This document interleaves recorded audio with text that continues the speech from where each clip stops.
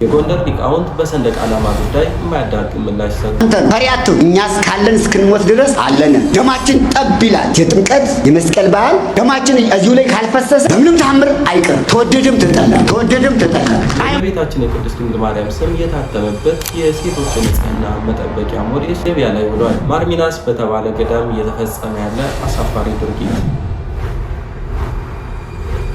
ብፁዕ አቡነ አብርሃም ስለ ቅድስት ድንግል ማርያም ስዕል ዝምታቸውን ሰበሩ። አንድ ጓደኛችሁ ወላጅ እናትን ስም አጠራሯን ዝቅ አድርጎ ቢጠራ የሚታገስ ማን ነው እሱ?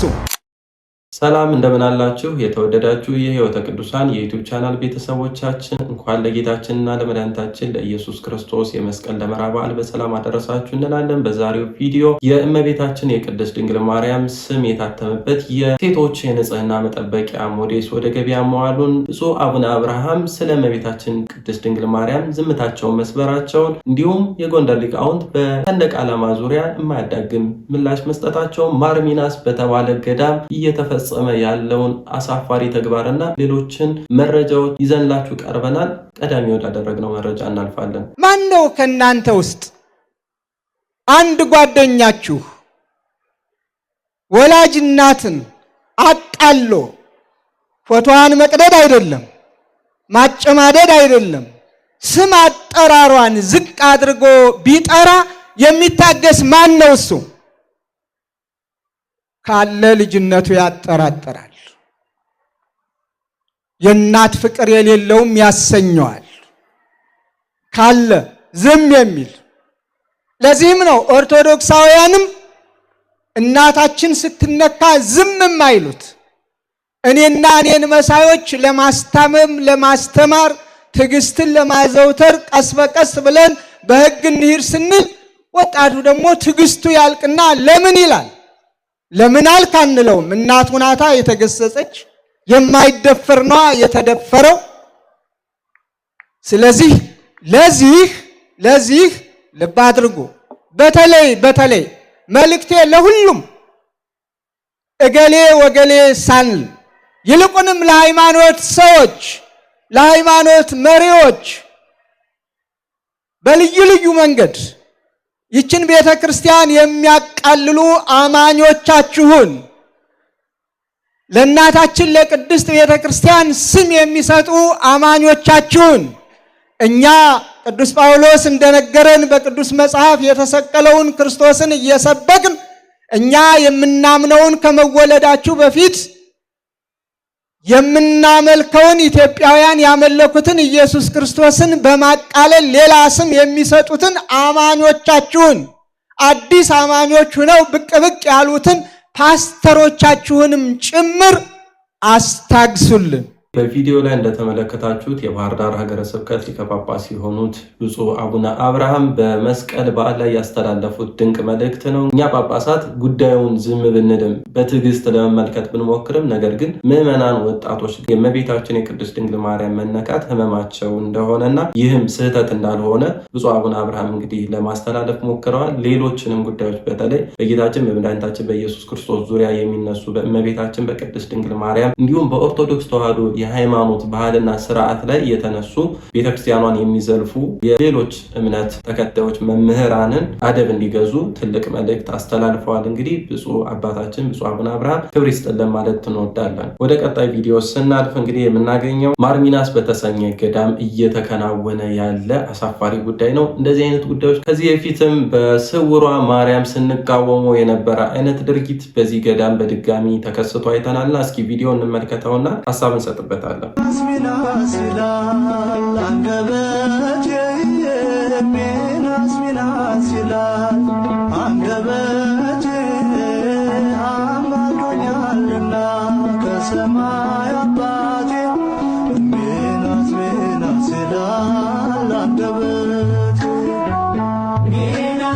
በቪዲዮ ላይ እንደተመለከታችሁት ከዚህ በፊት በስውሯ ማርያም ዳቦ ተቆልሎ እየተባረከ ብዙ ሊቃውንት ይህን ጉዳይ ሲያወግዙት የነበረ መሆኑን እናስተውላለን። ይህ ነገር አሁንም ቀጥሎ በዚህ ማርሚናስ በተሰኘ ገዳም ደግሞ አሁን መልኩን ቀየር አድርጎ ቃሪያ እየተባረከ እንግዲህ ለምዕመናን እንግዲህ ሊሸጥ ወይም በበረከት መልክ ሊታደል እየተዘጋጀ ነው የምንመለከተው። እንደዚህ አይነት ጉዳዮች ቤተክርስቲያን ከዚህ በፊትም ሊቃውንት የተቃወሙት ጉዳይ እንደሆነ አስበን እነዚህ አይነት ጉዳዮችን ከመደገፍ ልንታቀብ ይገባናል ማለት እወዳለሁ። ወደ ቀጣይ ቪዲዮ ስናልፍ የእመቤታችን የቅድስት ድንግል ማርያም ስሟ የታተመበት የሴቶች የንጽህና መጠበቂያ ሞዴስ ወደ ገበያ ወጥቷል። በምስሉ ላይ እንደምትመለከቱት ይህንን ምርት እንግዲህ ለገበያ ያቀረበችው ሴት እንግዲህ ሴቶች እያጠቡ እየደጋገሙ እንዲጠቀሙት በማድረግ ሀሳብ ነው። የምርቱም አምራችና ባለቤትም ከዚህ በፊት በትልልቅ ሚዲያዎች ቀርባ ስለ ስራዋ ለማስተዋወቅ ሞክራለች። ስራውን ባንነቅፈው፣ ነገር ግን እየተደረገ ያለውን የእመቤታችን የቅድስት ድንግል ማርያም ስሟ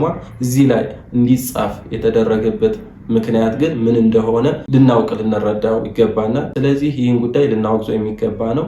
ይህች ሴት ይህን ብራንድ ልትቀይር እንደሚገባት ምዕመናን መረባረብ እንዳለብን ለማሳሰብ እወዳለሁ። ወደ ቀጣይ ቪዲዮ ስናልፍ የጎንደር ሊቃውንት እንግዲህ በሰንደቅ ዓላማ ጉዳይ የማያዳግም ምላሽ ሰጥተዋል። እስኪ በጎንደር መስቀል አደባባይ የተላለፈውን መልእክት አይተነው እንመለስ። የጥምቀት ታቦት ተሸክመን የምናከብረው የመስቀል ይዘን የምናከብረውን በዓል ማን ነው የሚያደበዝዘው? ማን ነው የሚያዳክመው? ማን ነው እንዲቀዘቅዝ የሚያደርግ? አስተውል ትውልድ፣ እንዳታቀዘቅዘው። ሞቅ አድርገው፣ ደመቅ አድርገው። ለማን መሰለህ? ያንተ ነው። ፈሪያቱ እኛስ ካለን እስክንሞት ድረስ አለን። ደማችን ጠብ ይላል። የጥምቀት የመስቀል በዓል ደማችን እዚሁ ላይ ካልፈሰሰ በምንም ታምር አይቀር። ተወደደም ተጠላ ሃይማኖታችን አናፍርም።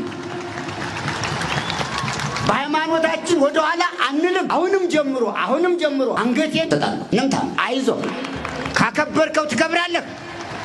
ከፈራ ፈሪ እኮ አያመልጥም። ጠንቀቅ። ሃይማኖት እስከዚህ ድረስ ናት። ሃይማኖት እስከዚህ ድረስ ስለሆነች በምንም ታምር ወደኋላ አይባልም። ጥምቀትን የመስቀልን በዓል አደራ ጠብቁ። በዓላችሁ ይችናል። አይ ሰው ሞኙ አያሌው ሞኙ ሰው ይላል ያገሬ ሰው። አሁን በሰማይ ያለውን ባንዲራ ማን ይጠቀልልናል ብለው ነው ይሄ አያስፈልግም የሚሉ አንዳንዶች ያልገባቸው። ከደመናው ላይ የሚቀረጸውን እስቲ ማን ነው የሚያወርደው? እዚህስ ሊያወርደው ይችላል። መሰላል ሊያወርደው ይችላል። የሰማዩን ባንዲራ በምን መሰላል ሊያወርደው ይሆን? ገና አልገባውም እኮ። ገና ነው ሰው የያዘውን እየጣለ ያልያዘውን ይጨብጣል። ይቺ በዓል ለዘላለም ናት፣ አትርሷት። ከነጠቅ በኋላ መመለሻ የለም። ተጠንቀቅ። ሁለቱን የጥምቀትና የመስቀልን ደመራ በዓል አደባባይ አላከበር ነው። ይህን ድል ተጠቀምበት። ወደ ኋላ አትበል፣ አትሽሽ። ማን ልትሰጠው ነው በዓሉን? ብሰል ጥያቱን ያዝ። ራስህን ጠብቅ። አንተ ካልጠበቀው ማን ሊጠብቅልህ ነው? ረከብ ያንተ ነው። ዳር ተመልካቻቱን መስቀሉ ያንተ ነው። ጥምቀቱ ያንተ ነው። በዓልህ ነው። እግዚአብሔር ይመስገን። መሀል ላይ የሚለጠፍ ነበር፣ የለም። ይህን የተለጠፈውን አንሳ። አሁን ብዙ ባንዲራ ምክንያቱም ስለ ባንዲራው አላፍርም። ኢትዮጵያና ኦርቶዶክስ ተዋሕዶ ሃይማኖት እኮ መስቀልና ማተብ ናቸው። በበዓሉ ላይ ትምህርት የሰጡት የአራቱ ጉባኤያት መምህር የሆኑት ሊቀ ሊቃውንት ዕዝራ ሐዲስ ናቸው። በሰንደቅ ዓላማ ጉዳይ፣ በበዓላት ጉዳይ ጠንካራ መልእክቶችን ያስተላለፉት።